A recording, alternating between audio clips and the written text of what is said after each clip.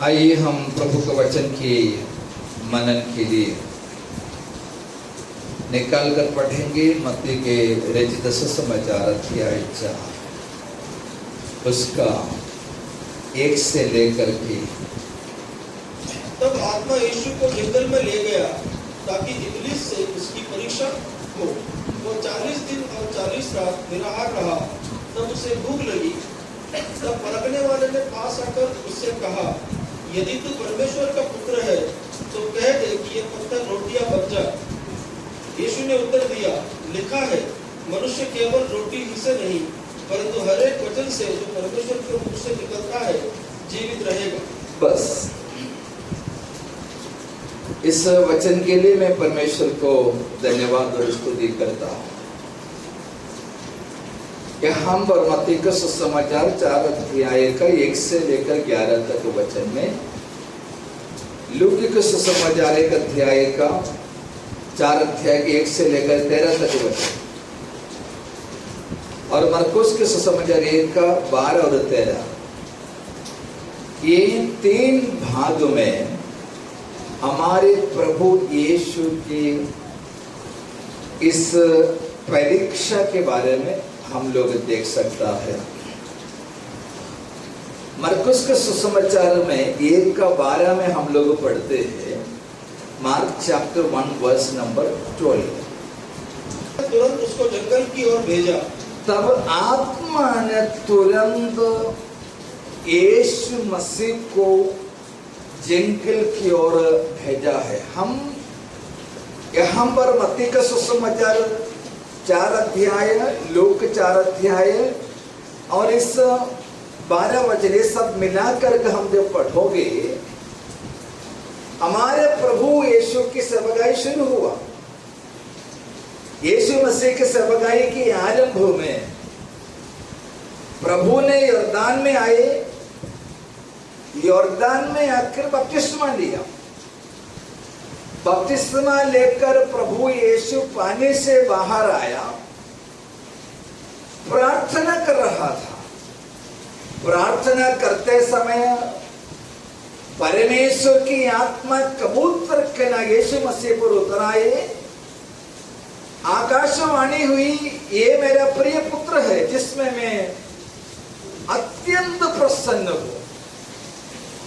जैसे ये वाणी हुई, तुरंत परमेश्वर की आत्मा यीशु मसीह को जंगल की ओर जाने के लिए अगुवाई किया, विवश किया है। हम लोग देखते हैं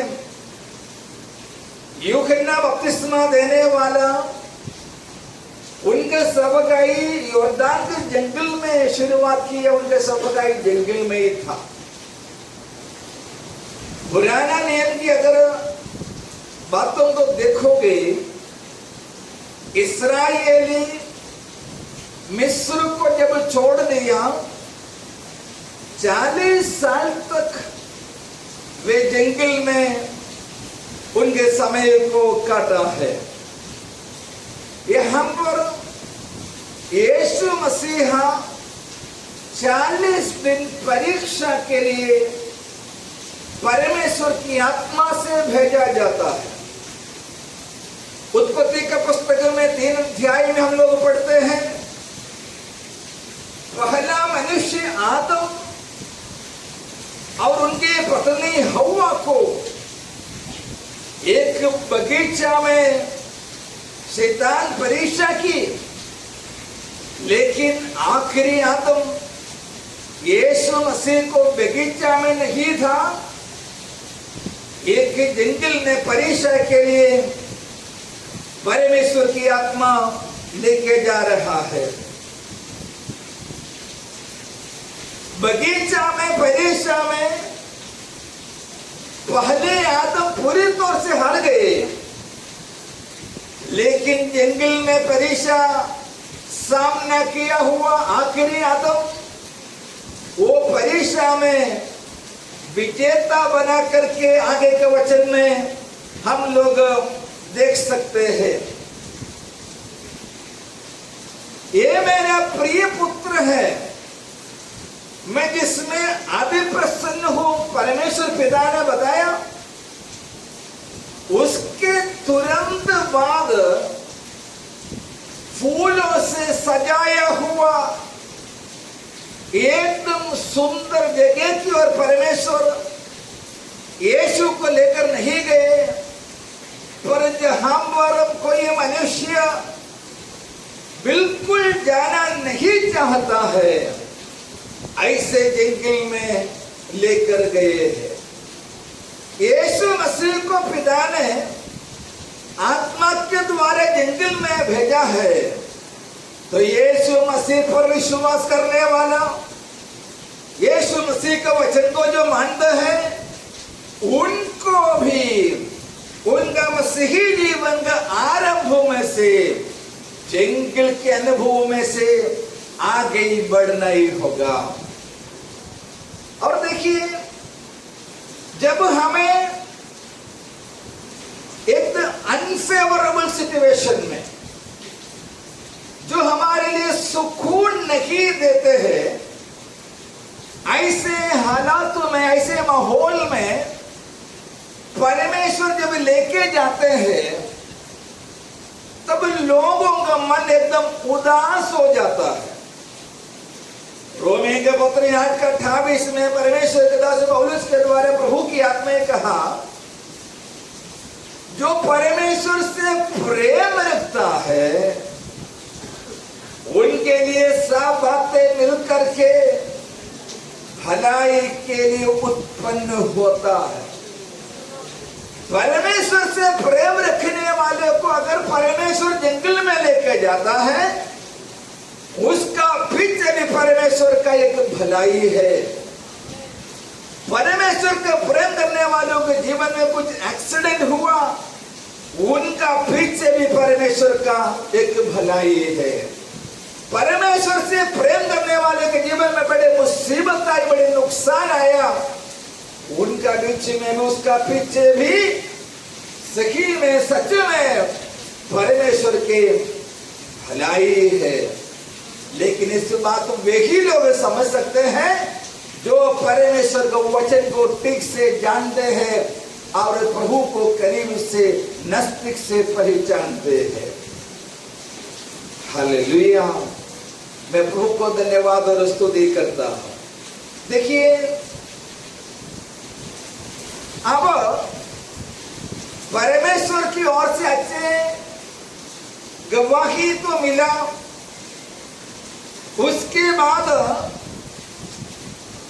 एक बड़े भीड़ के सामने जाने के लिए मनुष्य ज्यादा चाहते हैं।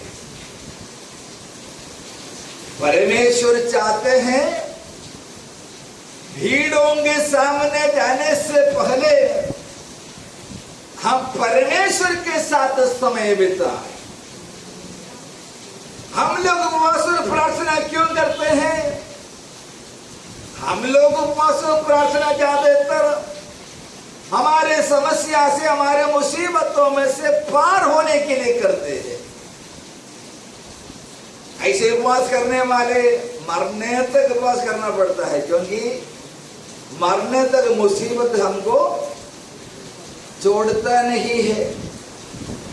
तो मुसीबतों के लिए, तकलीफों के लिए जरूर प्रार्थना करना, लेकिन उससे बढ़कर नया नियम विश्वासियों को परमेश्वर के चरणों पर बैठ कर हमारा कमियों को, हम प्रभु में, परमेश्वर के वचन में आगे बढ़ने के लिए हमारे स्वभाव में जो भी खराबीपन है, उससे जानते हुए, से समझते हुए, उससे छुटकारा पाने के लिए हमको उपवास और प्रार्थना करना जरूरी है।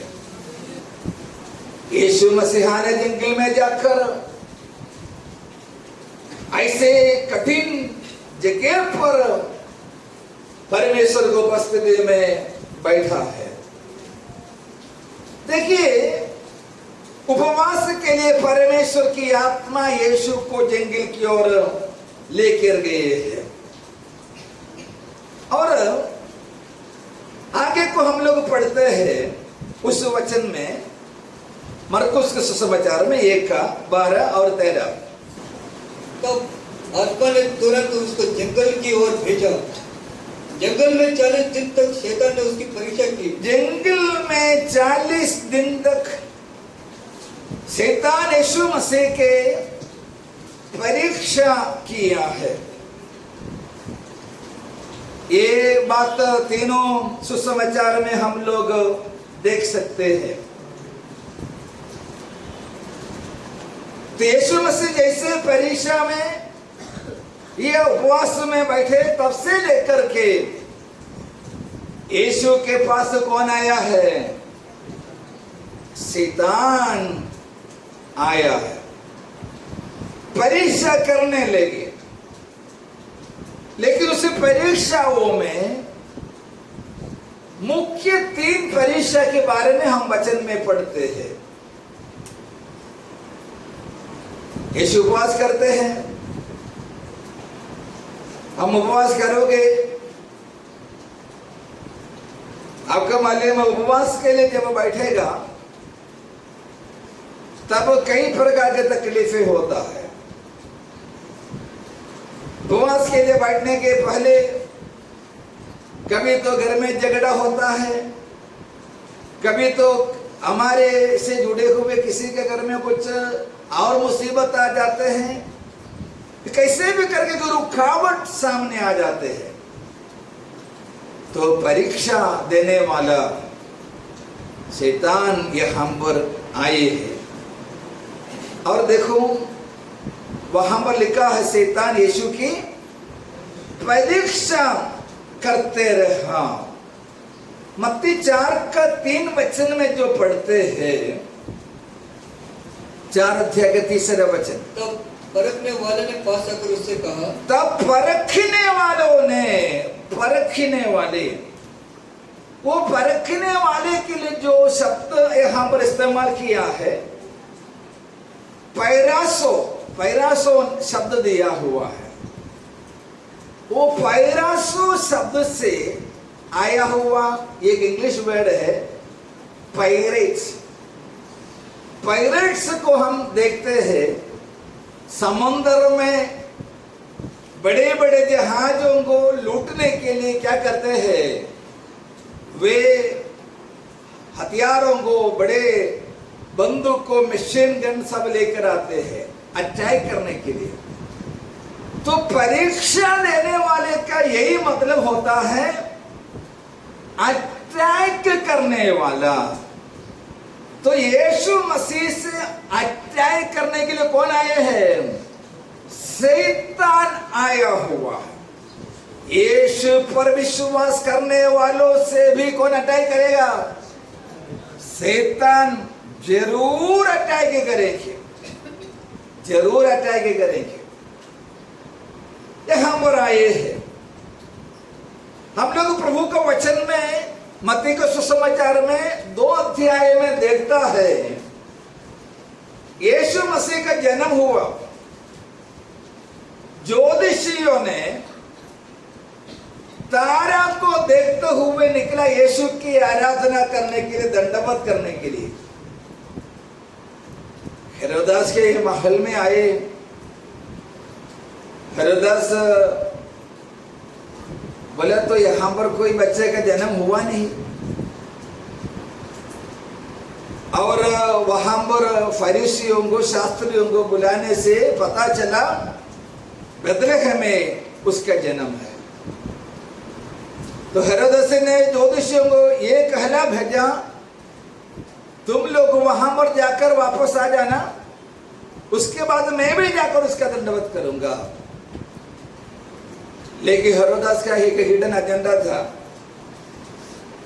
यीशु मसीह को खत्म करने का। तो परमेश्वर के स्वर्गदूत, परमेश्वर की अगुवाई से ये ज्योतिषियों ने वापस हेरोदास के पास नहीं आया, वे लोग दूसरे रास्ते से चले गए।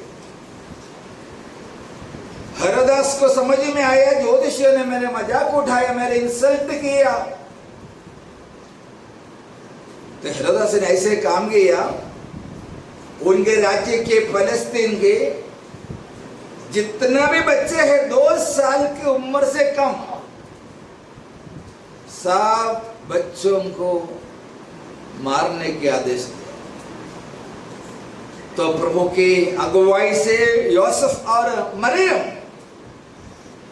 यीशु बालक को लेकर मिस्र में चले गए। तो यीशु मसीह का बचपन से ही शैतान इनडायरेक्टली यीशु पर हमला करने का कोशिश तो किया है, लेकिन परमेश्वर ने अपने पुत्र को जो मनुष्य रूप में हम बनाए हैं, हेरोदेस के हाथ से बचाने का काम किया है। आगे के जो समय है, आगे के लगभग 28 साल शैतान यीशु मसीह के पीछे पड़ा ही नहीं। कारण यह है, यीशु मसीह एक साधारण यहूदी लड़के के जैसे बड़ा हो गया, तो शैतान को कोई तकलीफ तो नहीं था। यीशु के छोटे उम्र से लेकर यीशु मसीहा सुतार के काम कर रहा था। एक सुतार के पीछे जाकर समय का बर्बाद करने के लिए किसको मन नहीं था? शैतान का मन नहीं था। लेकिन जब यॉर्दान में शैतान ने आवाज सुना, ये परमेश्वर का प्रिय पुत्र है, उस दिन से लेकर उसने इस बात को फैसला किया, कैसे भी करके इसको मैं नाश करूंगा। दुनिया में जो मिलजुल कर जी रहा है, शैतान उनसे कोई तकलीफ नहीं देता, क्योंकि वो शैतान के दोस्त है। वो शैतान के साथ में चलते हैं। जिनके विषय में परमेश्वर कहता है ये मेरा प्रिय पुत्र है, ये मेरा बेटा है, ये मेरा बेटी है, मेरे दास है, उनके सामने अंधकार का शक्ति आ जाता है। Hallelujah, thank you Lord Jesus.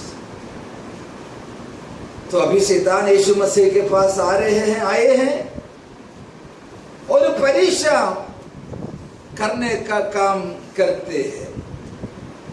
अभी डायरेक्ट अटैक, शैतान डायरेक्ट यीशु मसीह को अटैक करने का कोशिश कर रहा है। वहां पर हम लोग पढ़ते हैं मत्ती का सुसमाचार में 4 अध्याय में उसका 3रा वचन। तब परखने वालों ने पास आकर उससे कहा, पास आकर यीशु मसीह से क्या कहते हैं? यदि तू परमेश्वर का पुत्र है, यदि तू परमेश्वर का पुत्र है, तो ये कह दे कि ये पत्थर रोटियां बन जाए। कह दे कि ये पत्थर रोटियां बन जाए। यहाँ पर शैतान इस प्रकार के स्टेटमेंट बोलने का कोई जरूरत नहीं। शैतान क्या बोल रहा है? यदि तू परमेश्वर का पुत्र है। 3रे अध्याय में सर्वशक्तिमान परमेश्वर पिता ने क्या बोला? ये मेरा प्रिय पुत्र है। तो शैतान ये कहता, यदि तुम्हारे पिता ने जो बोला है वो बात अगर सच है, तो तुम क्या करना चाहिए? अब इसे 40 दिन से भूखा प्यासा है, कुछ नहीं खाया, दिन रात तो प्रभु यीशु उपवास करते हैं। 40 दिन के बाद जब उपवास खत्म हुआ,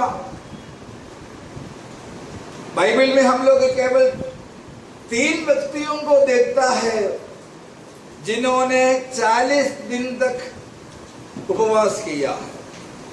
पहला तो परमेश्वर का दास मूसा है,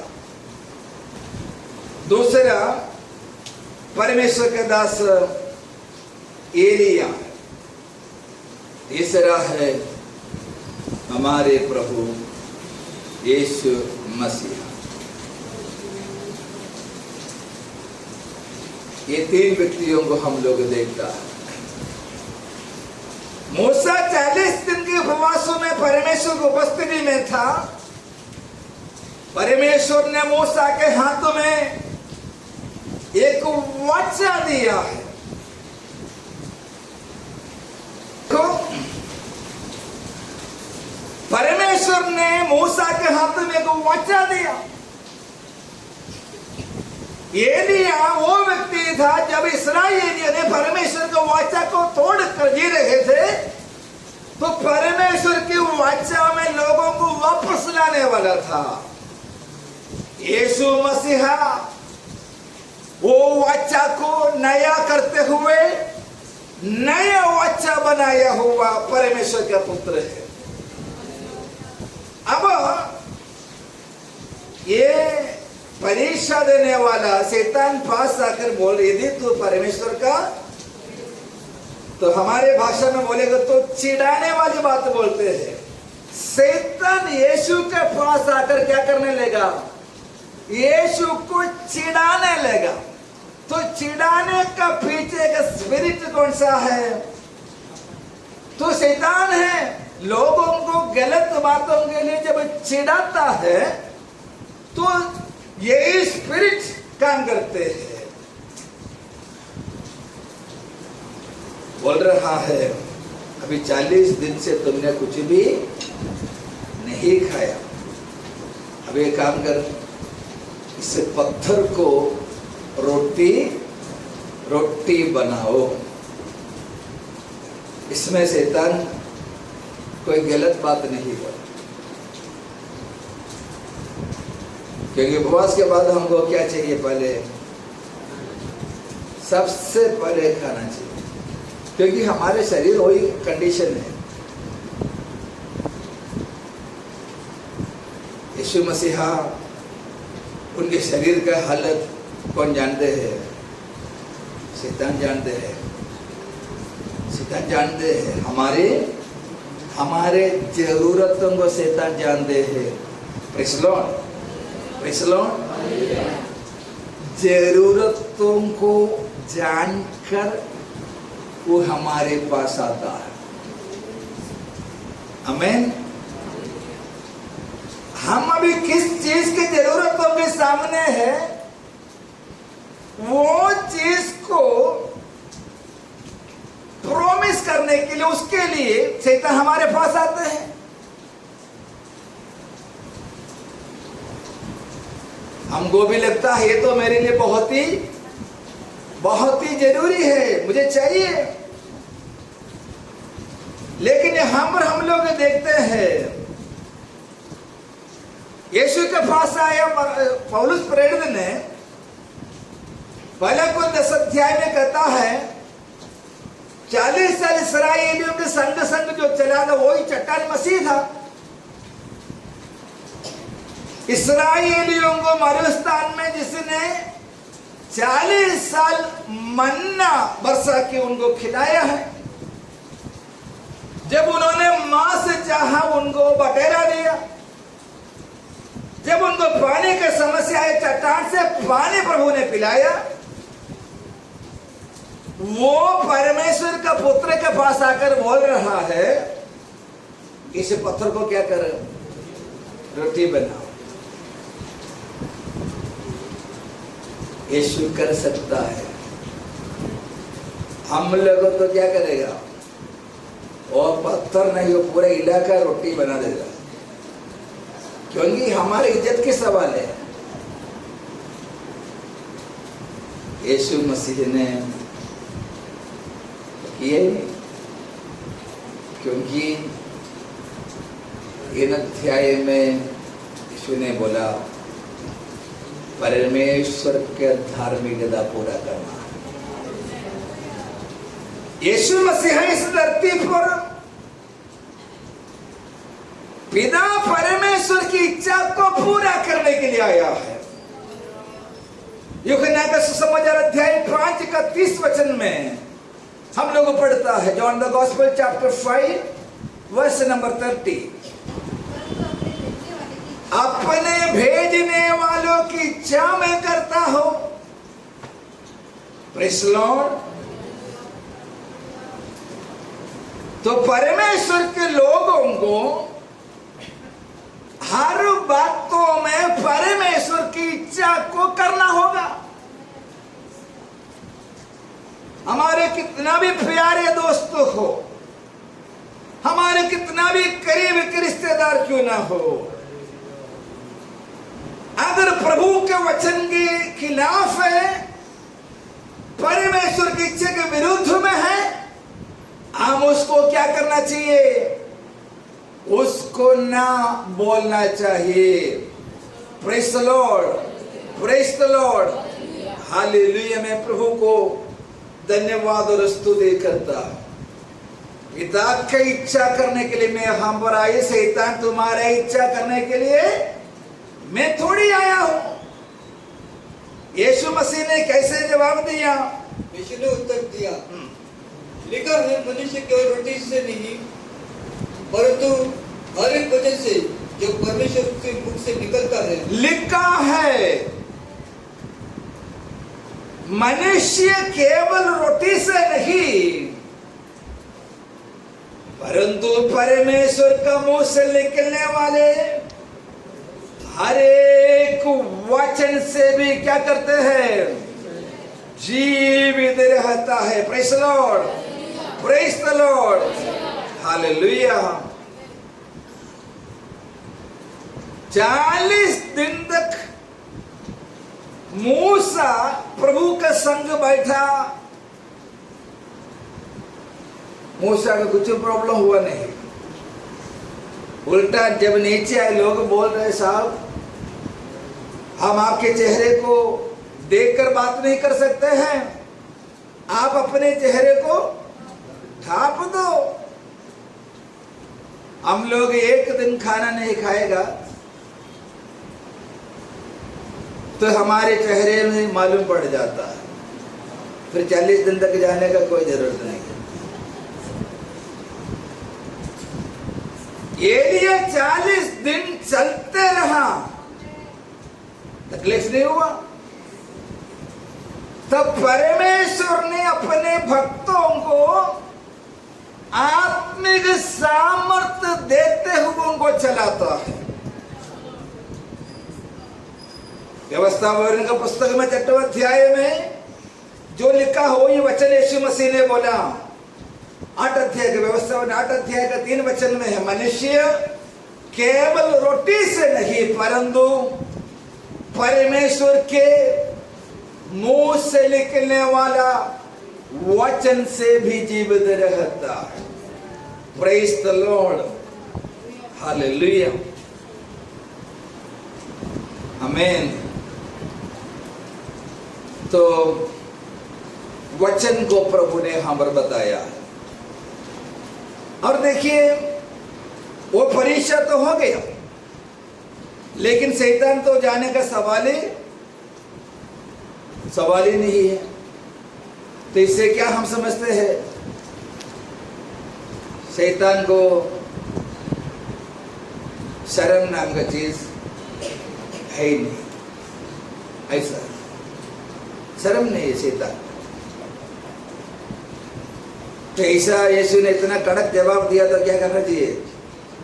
और पंचायत में नहीं रहना चाहिए। लेकिन अभी शैतान क्या बोल रहा है? नेक्स्ट जो बोलते हैं 5वें वचन में, तब इब्लीस उसे पवित्र नगर में ले गया। तब शैतान यीशु मसीह को कहां पर लेकर गए? पवित्र नगर। यहां पर यीशु और शैतान के बीच में जो हो रही है, शैतान की बातों को मान कर नहीं, शैतान को हराने के लिए पिता की इच्छा को या पवित्र आत्मा की अगुवाई से यीशु अभी यहां पर चल रहा है। तो यीशु को लेकर गए कहां पर? परमेश्वर के पवित्र नगर में, मंदिर में।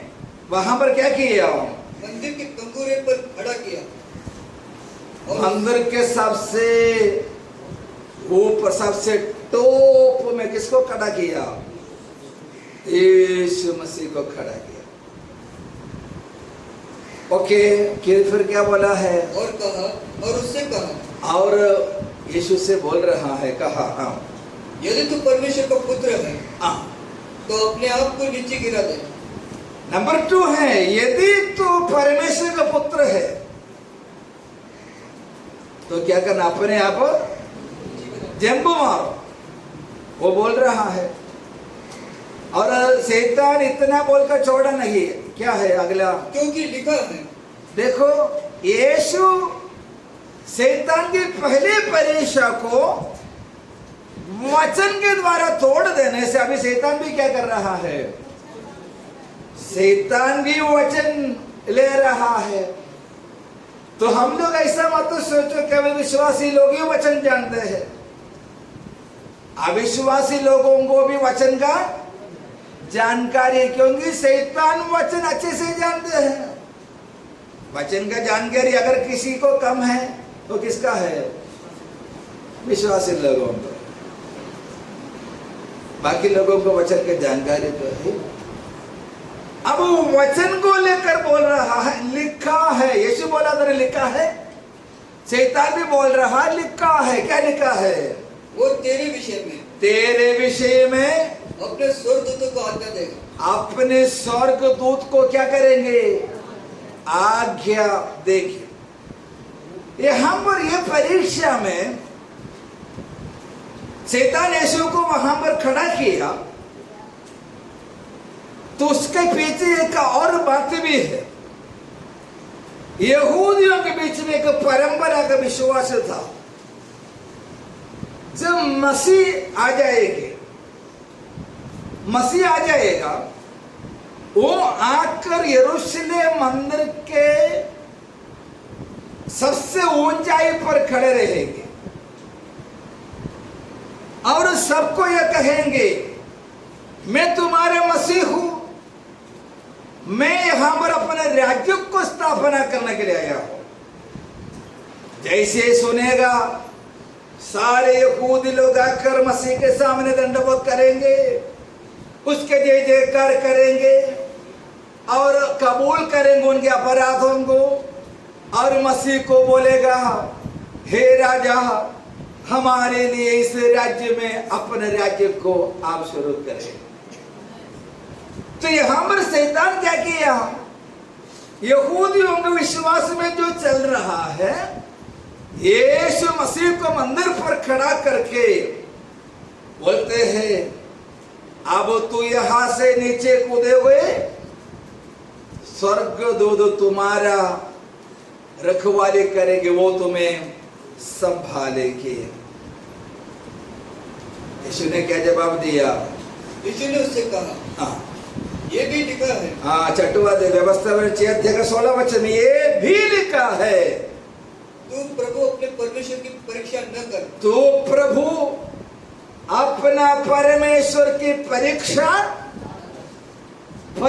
ना कर। परमेश्वर की परीक्षा करने का मतलब क्या है?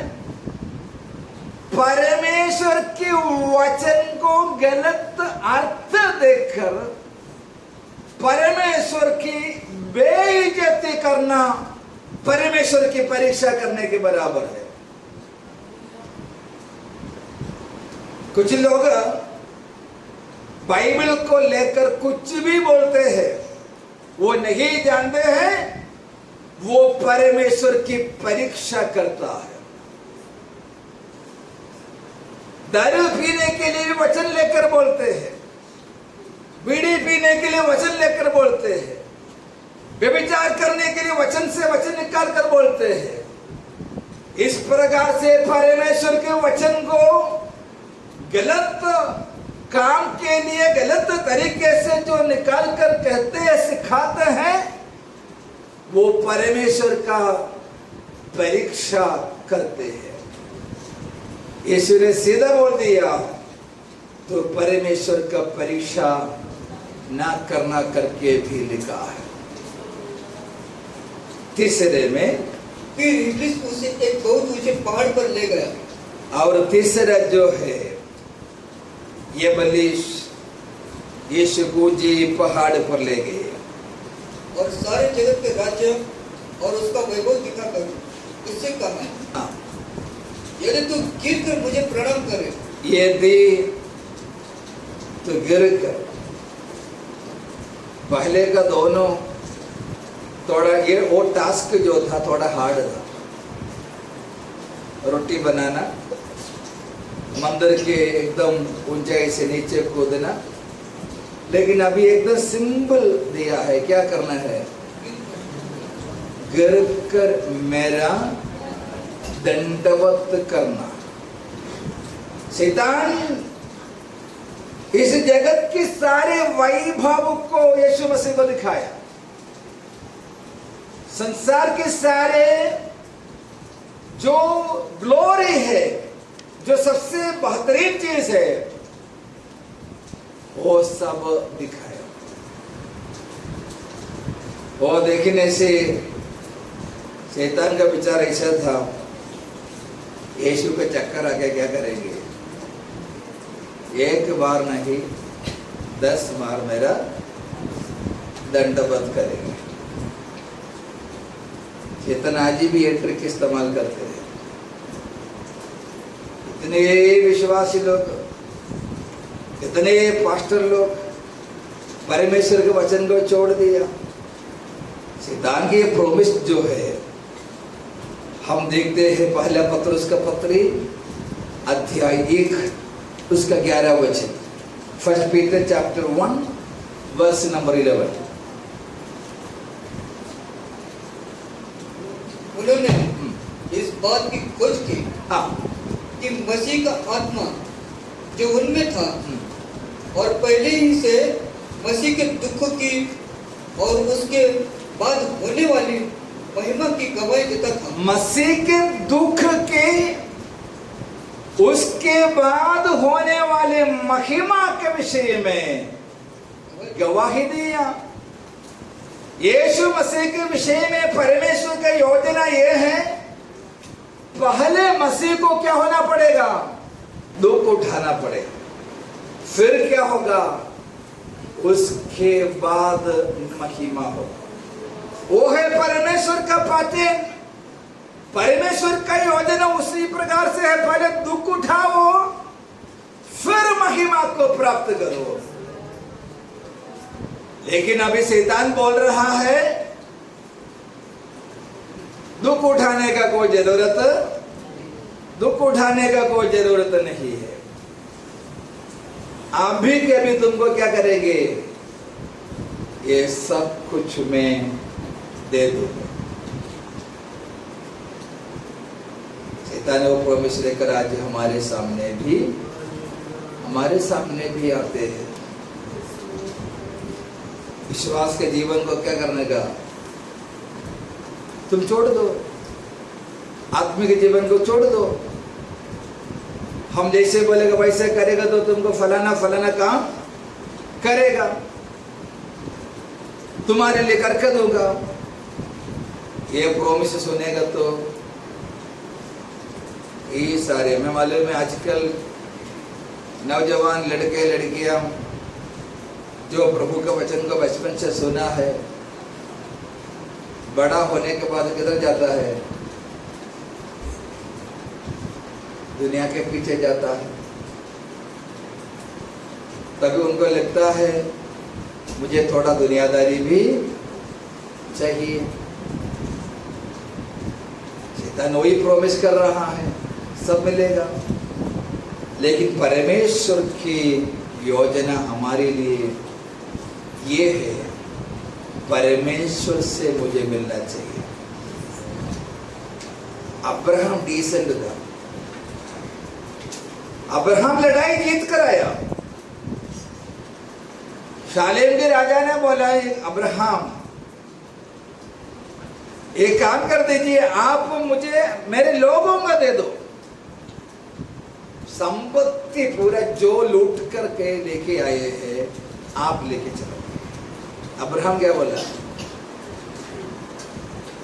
मुझे तेरा संपत्ति नहीं चाहिए। बाद में तुम क्या बोलेगा? मैंने अब्राहम को धनी बनाया।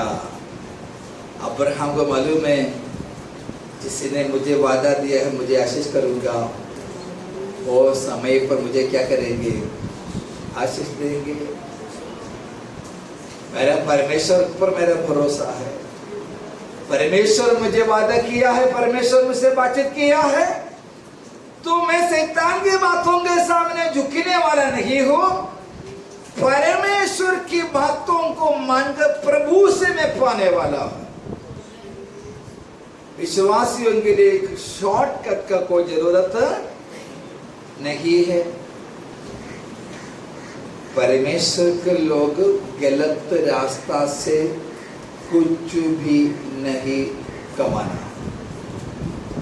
गलत रास्ता से, गलत तरीके से हमारे पास कुछ भी नहीं आना चाहिए। Praise Lord, hallelujah. मैं प्रभु को धन्यवाद और स्तुति करता हूं। मनुष्य का मन ऐसा है, कितना भी मिलेगा तो मन नहीं भरता है, नहीं भरेगा। ठीक है, सही रास्ता से है, आपको प्रभु देता है, ले लेना। लेकिन गलत तरीके से शैतान जो हमारे सामने लाते हैं, उसके सामने हम प्रभु के लिए खड़े रहना।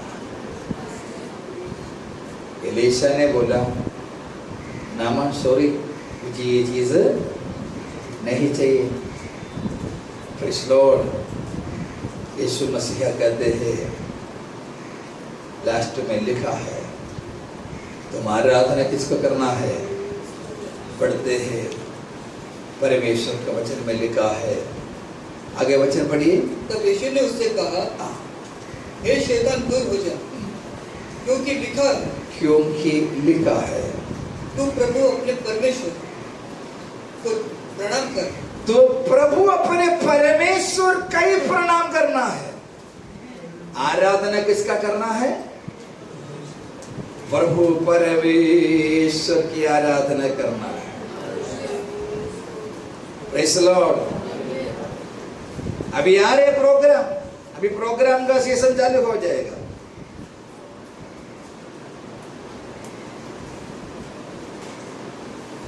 नाचने के लिए और काम करने के लिए जाएगा, तो परमेश्वर की दृष्टि में हम लोग बड़े पाप करते हैं, क्योंकि लिखा है केवल परमेश्वर का ही आराधना करना है। हालेलुया। इधर भी जाएगा, कहीं पर भी रहेगा। आराधना किसका करना चाहिए? परमेश्वर की आराधना करना है। हालेलुया। मैं प्रभु को धन्यवाद करता हूं। इतने ये 3 परीक्षा के बाद यीशु ने शैतान को बोला, हे शैतान तो दूर चले जा। आज प्रभु के लोगों के साथ भी शैतान इस प्रकार की परीक्षा को लेके आते हैं। अपने बुद्धि से हम नहीं जीतेंगे, अपने शक्ति से हम नहीं जीत सकता है। हमें जीतने के लिए परमेश्वर की आत्मा के सामर्थ्य की जरूरत है।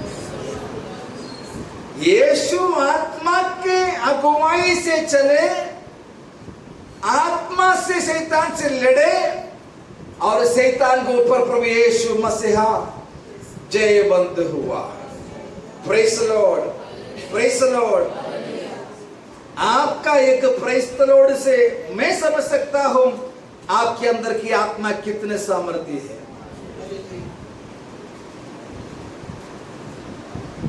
हालेलुया।